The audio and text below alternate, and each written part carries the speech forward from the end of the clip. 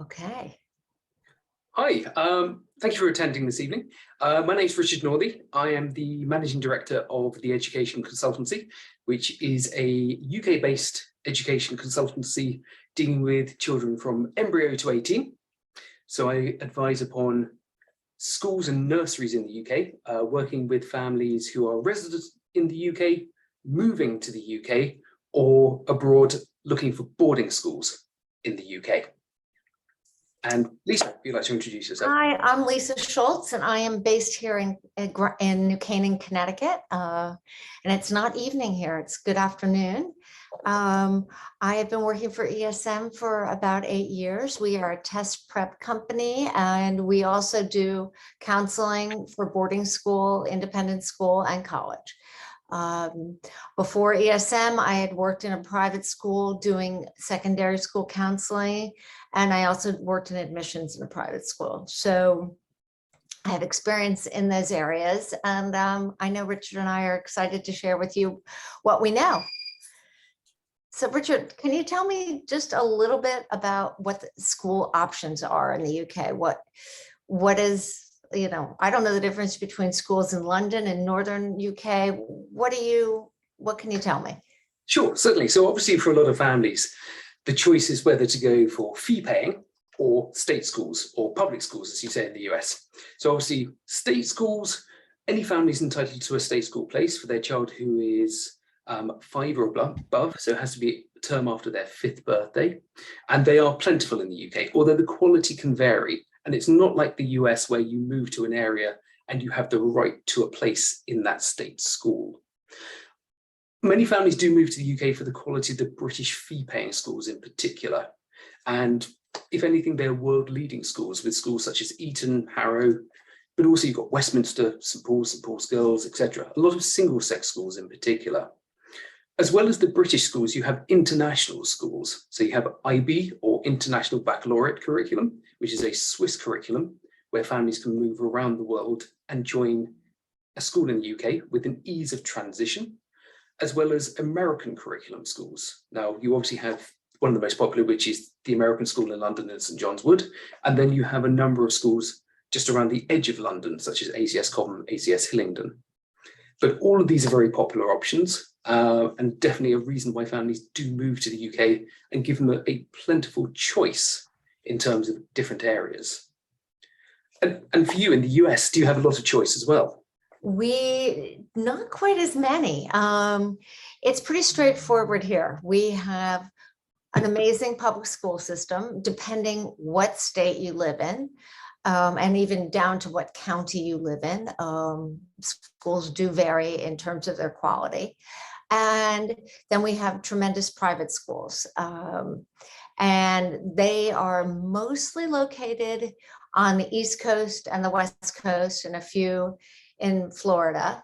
You know, the private schools are available in the Midwest, but they're mostly in a sort of closer to a metro area or sort of a wealthy suburban area. And that goes the same for private schools where you have to apply and be admitted, as well as faith-based schools, which we have many, many faith-based schools in this country. And their quality ranges, but they're excellent. The only big difference really between a faith-based school and a private school is that the faith-based school, obviously the curriculum is slightly different, but the classes are larger. In a private school, the classes are quite small in the US. So that's what we got. And do you find that there are particular ones which are more popular than others? Do you find fee-paying or public schools tend to be a little bit more popular? It really depends on obviously your financial ability, as well as what kind of student you have. If you have a student who's going to be the first in the class to raise their hand and a very hungry learner, or a student who really needs a lot of academic support, our public schools are excellent for the most part. But it really depends. It's a family decision whether they go public or private or a faith-based school. So, so tell me, if I were applying to school in the UK, what are the best entry points? So the main entry points in the UK tend to be 4+. So 4 is the first year of entering a school in the UK, which is known as reception. And we have a cutoff date of the 1st of September to enter. So a child needs to be 4 by the 1st of September to enter that reception year. After then, generally it's 7 or 8, 11 or 13, as well as 16. So the British system in particular is quite regimented. This is more the fee-paying British system. So it's regimented in those entry years, and it can require applying quite early on. But families need to be aware there are even certain years which you can't necessarily come into. So for example, the second year of GCSEs, so that 15+ year is very hard. And also the 17+. So when I say 17, that's age of 17, is quite tricky as well. So sometimes some planning ahead and even knowing what your options may be in the future is really important, because some schools even just go up until the age of 7 or just go up until 11 or 13. So it's looking to see where you may look to move on to in the future. So therefore the school you are applying to may be a stepping stone towards the next level.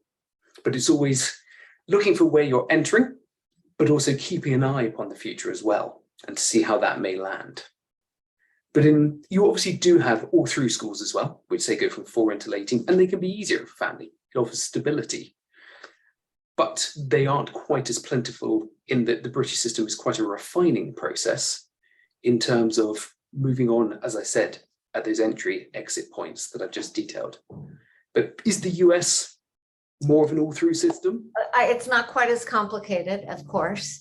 In the US, the entry is generally pre-K or K. Pre-K is the bigger class size generally. And that's at the age of 5, isn't it? It's at the age of 4 or 5, depending on your child. And then we have, that's what we call the lower school years. And then for the middle school years, the entry years, 5th grade and 6th grade. 5th grade is the largest entry point, but then many schools also add a few more spots in 6th grade. And then high school, 9th grade is a huge entry point. So, and they take a few kids in 10th and 11th grade, but generally those are the big entry points, pre-K, 5th grade, and 9th grade.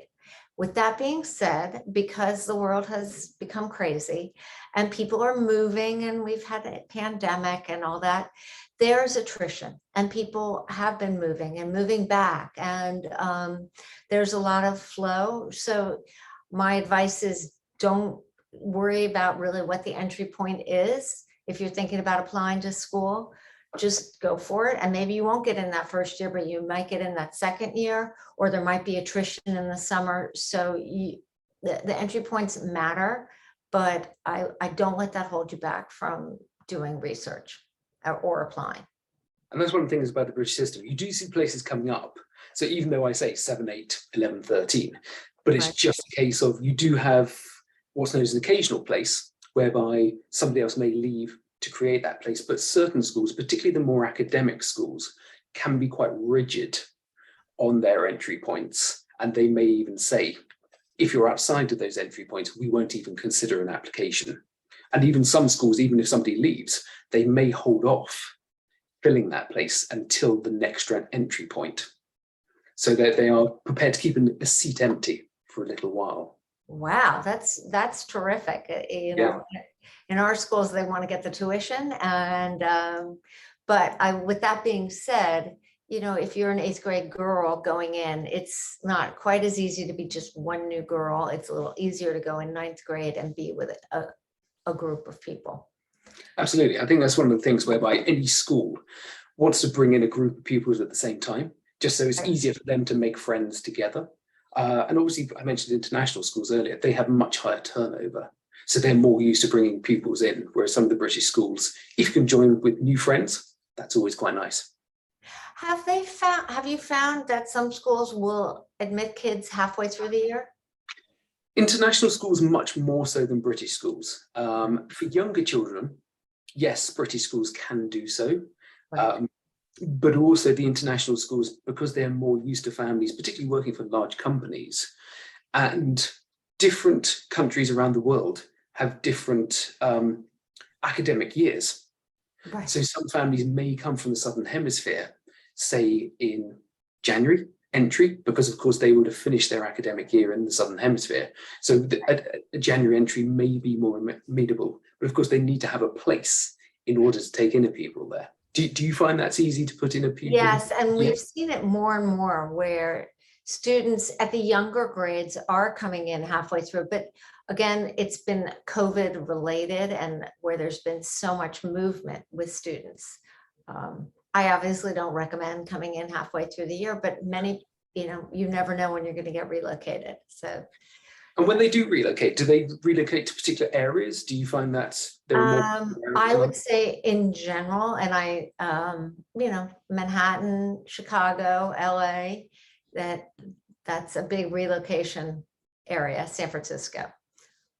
And is that Florida is hugely popular right now. And why is that in particular? Do you know?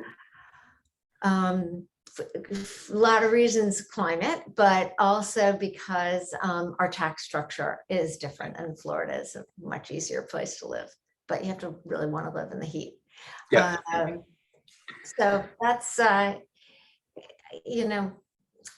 to me a little bit about like the most popular locations for schools in the UK, because other than London, I don't really know. Obviously, have a lot of families, particularly international families, who are moving for say 2-3 years. They do tend to come to London.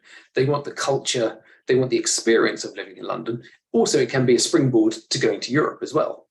Home counties, which are just the area around London, are also quite popular because, of course, one of the limiting factors of London schools can be space. And of course, the schools just outside of London, it can be an easy commute for work into central London. But also you may have a school and even a home which has more space, but the school in regards to that is more like to have more in the way of sports fields.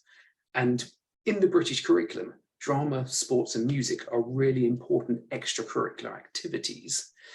And as you can imagine, some of these schools, because they can open a door and the kids can just run out into acres of grounds, that can be quite popular if families are prepared to get on a train each day into central London.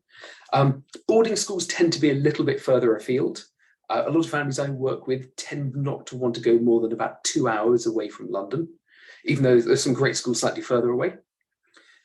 But in that regard, just being that further away from London means they can have more of a campus, and again, more in the way of facilities, more in the way of grounds, which can be quite popular.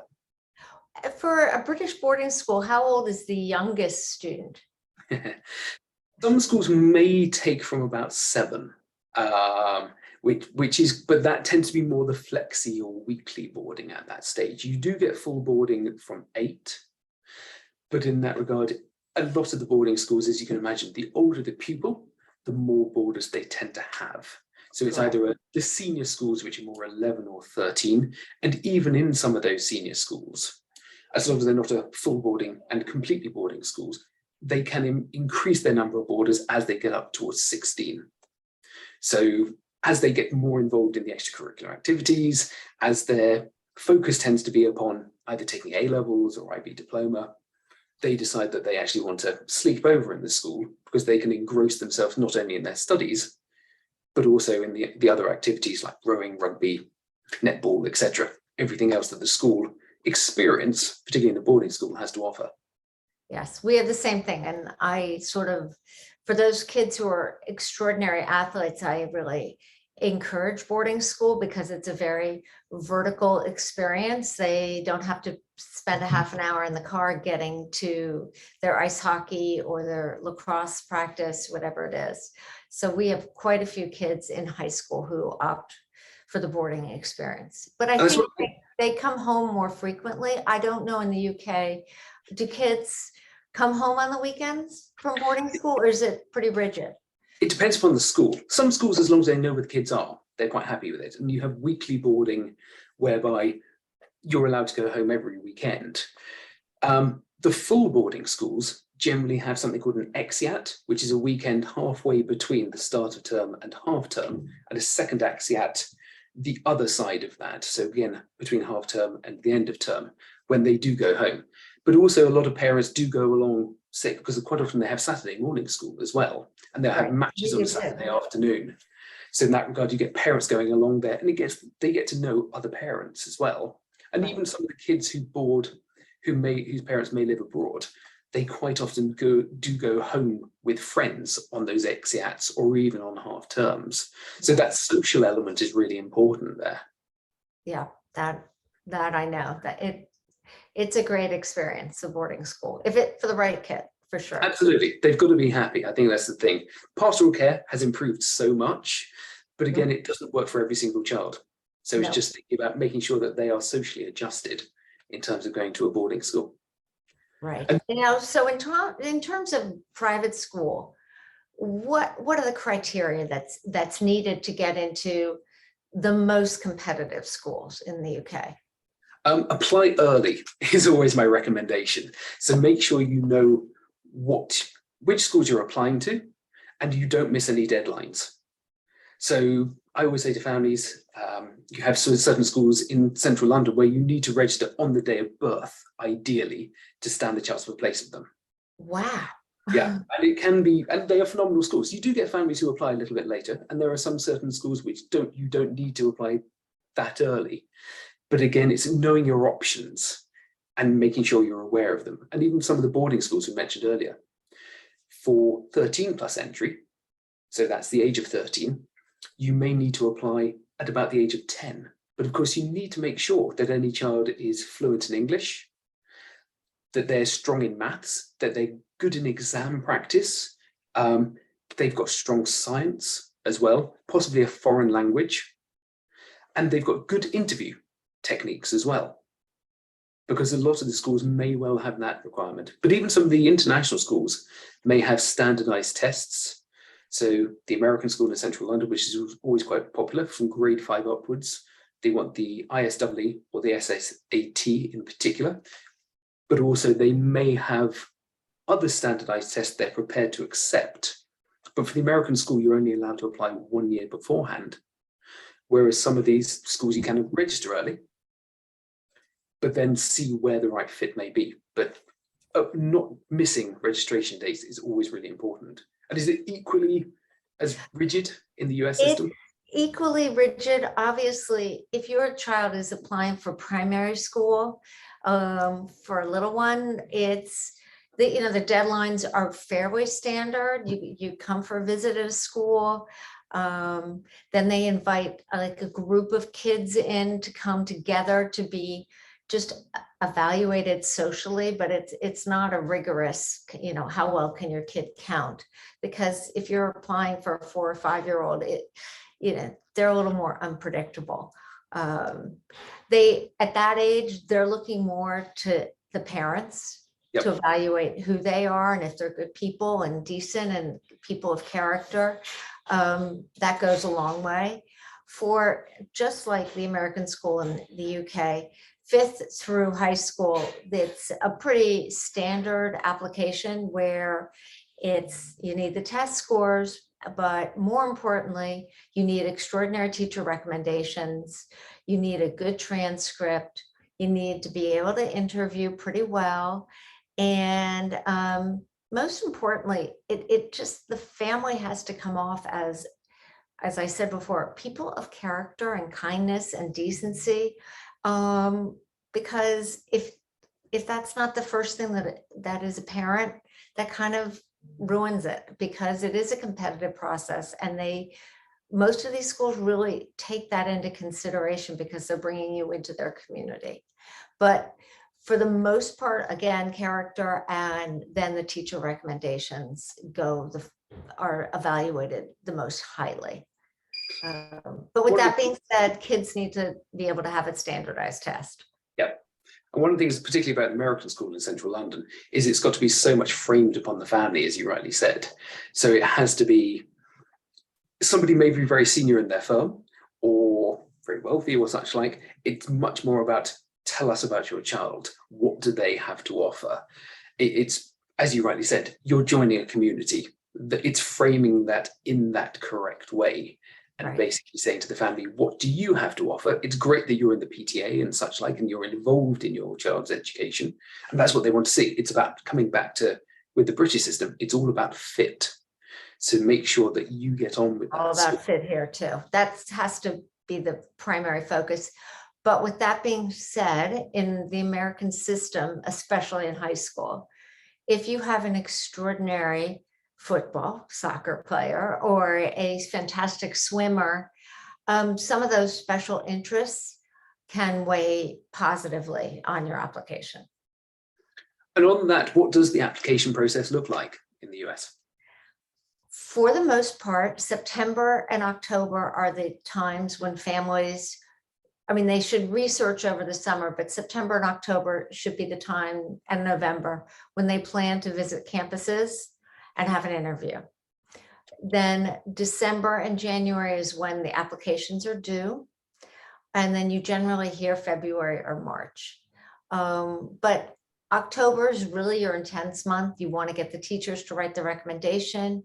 You want to be able to have completed 1 or 2 standardized tests. So the heavier months are really October through December for this process.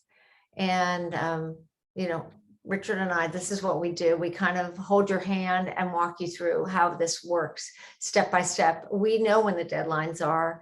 We know what the tests are that are required. We can help you with how to coach for interviewing. But it's a fairly standardized process. Yeah, and it's a bit like the UK, to be quite honest. Again, I usually say to families, try and as early as possible. Obviously, not always are families able to tell that they're applying for next year or even longer ahead in the future. But sometimes, I get a multitude of families who even apply August for September entry, and it can happen that late. But usually families will identify, say, 3 or 4 different schools, just so that they have a range of options, potentially some single sex, some co-educational, because obviously we have a lot of single sex schools in the UK. But it allows families to compare and contrast as to what may work for their individual child. Whether they've got obviously, if they've got a boy and a girl, co-educational schools are more attractive. But of course, it also means that you quite often do have an all-boys school located close to an all-girls school. So logistics are important. Registering, I mentioned earlier, not missing deadlines of registration. So families need to register, usually completing a form, which is relatively basic, giving contact details of your child, and paying a registration fee, because that means that the school will take your application seriously and you are on their radar effectively. From then, we have something similar. It's called an inquiry form. Okay.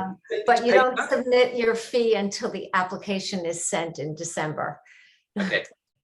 And then usually, following the same format, I recommend families go and tour schools, because making that informed decision is so important. You can see their facilities. In addition, I always say to families, look at the oldest pupils in the school, because a school will mold a pupil. So for you to think, do I want my son or my daughter to turn out like that, is really important. And just facilities, see the interaction between teachers and students. So that tour will give a family a lot of information as to what they do and may not like. From there, it's submitting school reports. Usually the last school report is something that they always want to see. References, as you mentioned earlier. So references from current teachers, sometimes tutors as well, can be really useful. And then there will quite often be an assessment, whether it's an exam. Obviously, it depends upon the child. Now, even in the UK, some schools for 4-year-olds do have assessments, particularly for girls in central London, but some schools do have, even for boys, 4+ assessments. So the older they get, the more formalized they tend to be, and the more competitive they do tend to be as well. And also when you get to 7, 8, particularly at the Westminster St Paul's, you're having written exams in English, maths. So there are those elements coming in, and of course, the interview. And that's where I say to families as well, you can prepare for interviews.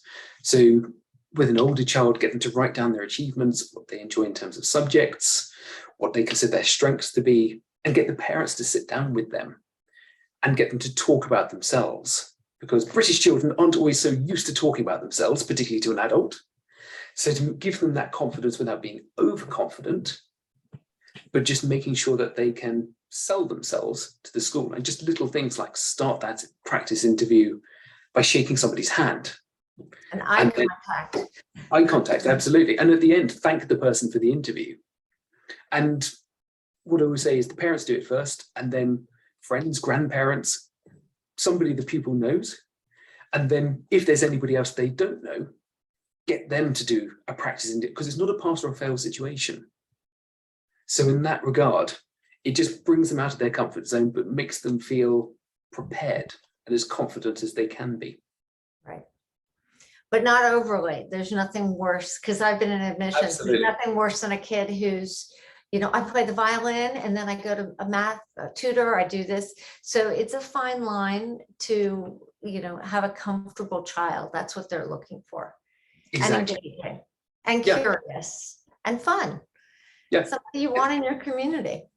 It's got to be that fit for the school. They've got to engage with the adults. They've got to engage with the other pupils.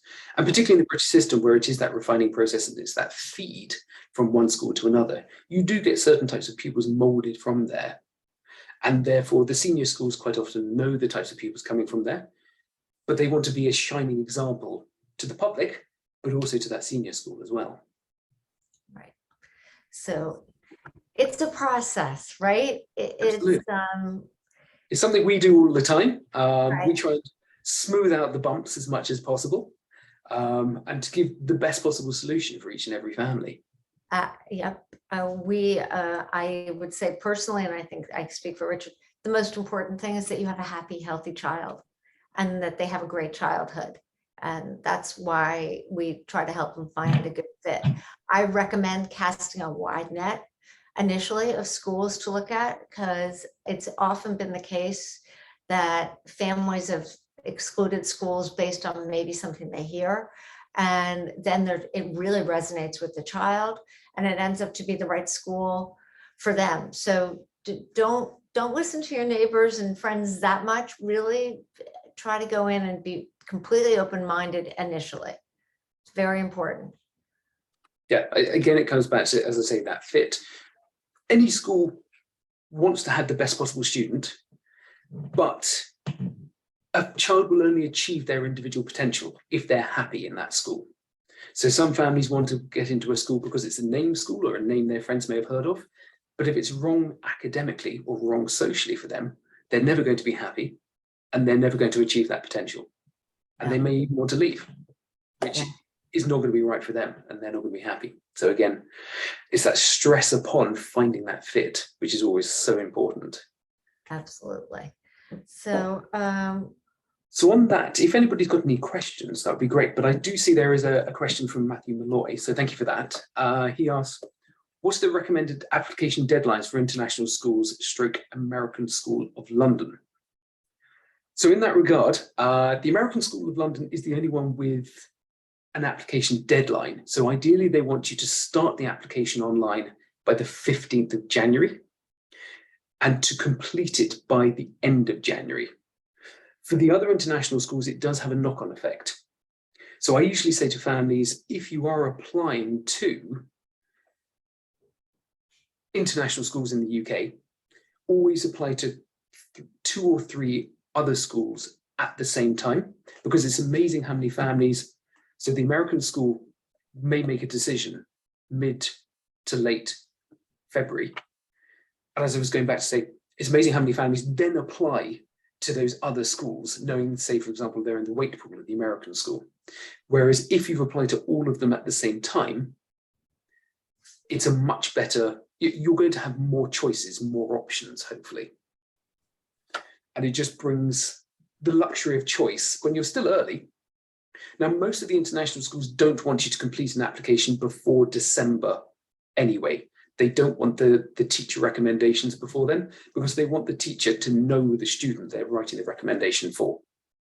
So after Christmas is absolutely fine. But as I say, apply to 3 or 4 different schools is the usual way to do it. And I will say also in the American system, I encourage families to interview as late as they possibly can in the process, just because it gives your child a little bit more time to grow up. Well, I mean, a month can make a difference, 2 months, as well as when in an interview, they say to your young lady or young man, how's your year going so far? What are you involved in? How do you like your math class? If you do it in September, it's a little hard. So I recommend like the end of October to really start the interview and tour process. That's one thing I forgot to mention. We have a really good question. It's how would you compare the ethos and values between the US and UK schools? And I will start because I'm a product of all the US schools and private schools as well. I would say, and I don't want to make any broad generalizations because that's really unfair, there's a little more attention, I think, in the US to social emotional learning, to less rote learning, to be sure kids are comfortable with who they are. Public speaking is paramount. Writing is paramount. Communication skills. Really how well you develop an argument and can articulate your point of view matters more than if you're right or wrong. I think in some ways our schools are, we've just been through COVID and we've gone through all sorts of things politically, which I won't get into, but there is a little bit more emphasis on kindness and caring and being thoughtful of your fellow student and understanding who they are and where they're coming from. I am sure that's the same in the UK, but I have a feeling we stress it a little bit more here.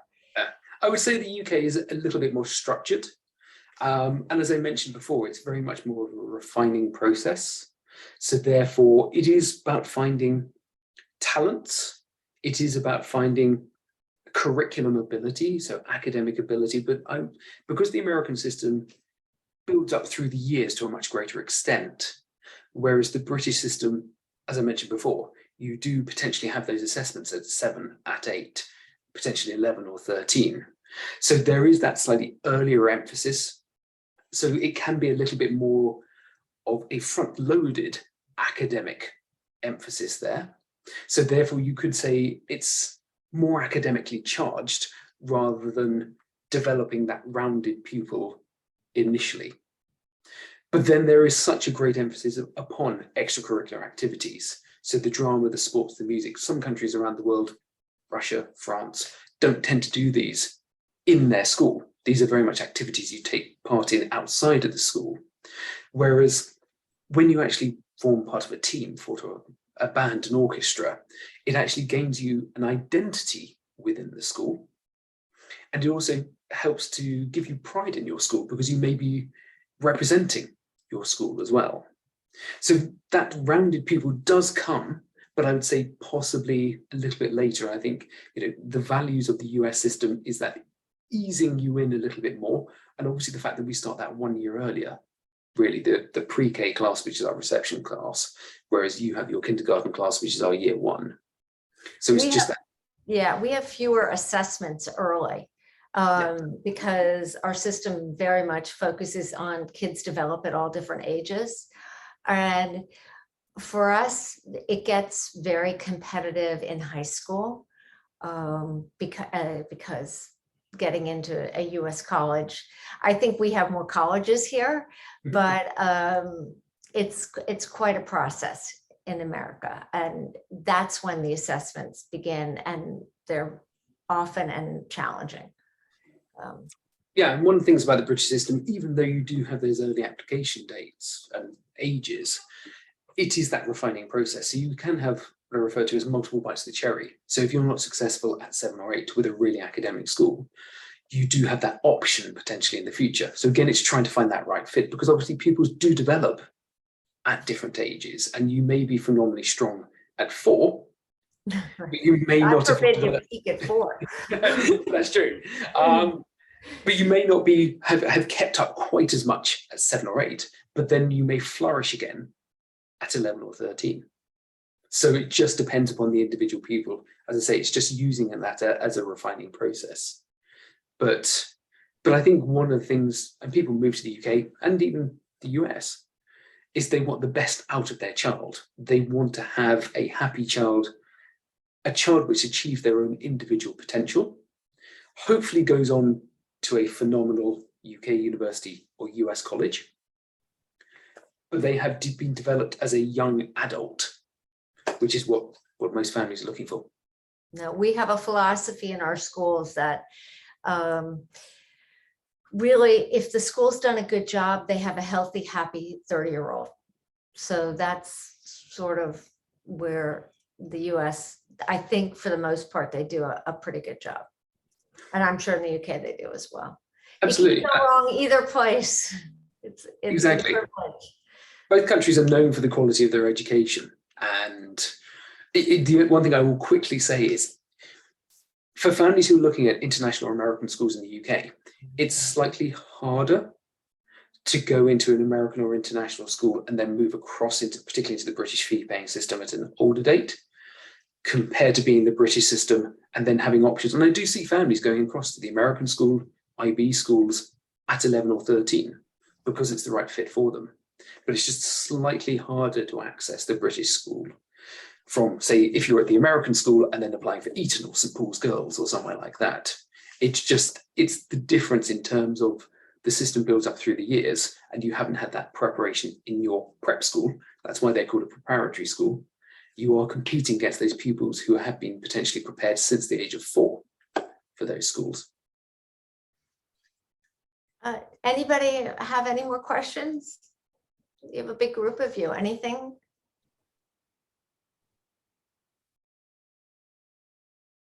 I'll ask you a question. In terms of the US boarding schools, are there any particular boarding schools, any particular areas which are more popular? I think it's New England are quite good, but are there any? Yes. Is there a hierarchy amongst the boarding schools? There certainly is a hierarchy. I would say the Boston area has the most boarding schools in a single area, and many of you have heard of Phillips Andover, Phillips Exeter. We call it the Big Ten, and they're Choate, Exeter, Deerfield, Lawrenceville, Groton. These are the most competitive schools to get into.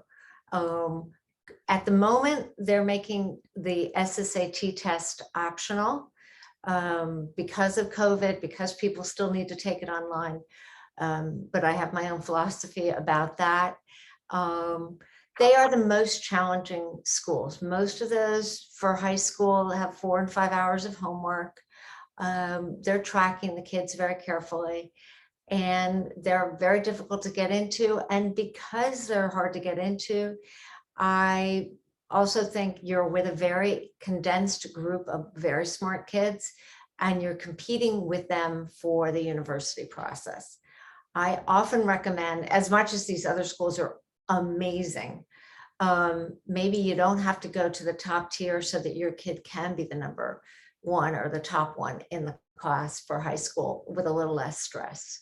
But that's, I don't know. What about UK for the boarding schools? Are there the most elite hard schools to get into? There are always the names. There are sort of the Etons, Winchesters, Wickham Abbeys. At the moment, Brighton College is very popular as it's very high up a league table. Similarly, Wellington as a co-educational school. Charterhouse is popular because it's just moved to fully co-educational. So that can make it. Any schools which are closer to London tend to be quite popular. The reason being that international families can fly into the UK, pick up their child relatively easily, and then go back to Heathrow or Gatwick, or alternatively, they may have a home in the centre of London. So in that regard, it can make those a little bit harder to gain entry to, but you've still got some phenomenal schools further afield. You've got rugby, which is obviously well known for the sport that it created. Uppingham, Oundle, Oakham, phenomenal schools like Shrewsbury, which is a great rowing school. Oxford has a number of really good schools, day and boarding. And even further afield, you've got some out in Bristol, in Dorset. And then all the way to Kent, you've got Sevenoaks School, which is a great co-educational school, which unusually only offers the IB diploma from 16 to 18. So it's very well versed in the IB diploma, which really helps families if they are considering US college applications. So in that regard, that tends to be quite popular because the IB diploma is slightly closer to the American liberal arts program.